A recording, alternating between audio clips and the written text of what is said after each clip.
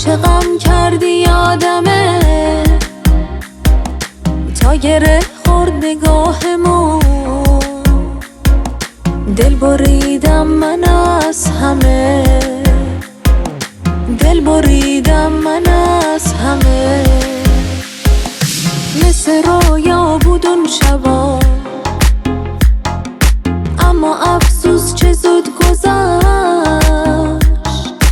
اون که دیوونه کرد دلو، بی خبر رفت و بر نگشت، بی خبر رفت و بر نگشت.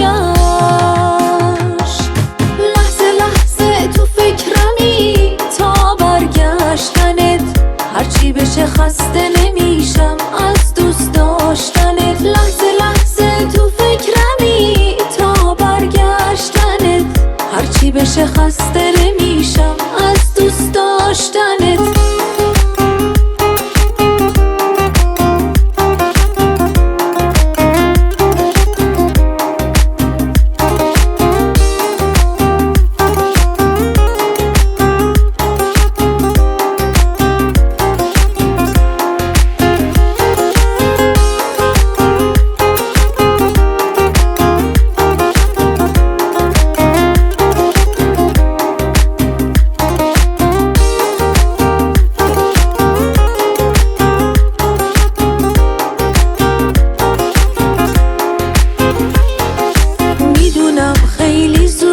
دلت باز میگیره بهونمو،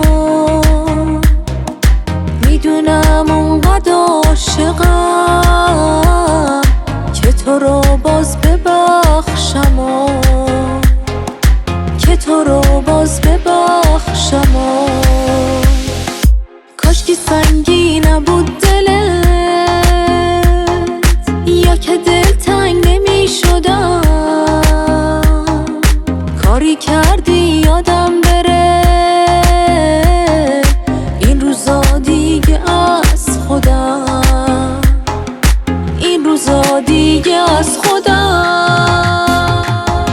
لحظه لحظه تو فکرمی تا برگشتنت، هرچی بشه خسته نمیشم از دوست داشتنت. لحظه لحظه تو فکرمی تا برگشتنت، هرچی بشه خسته نمیشم از دوست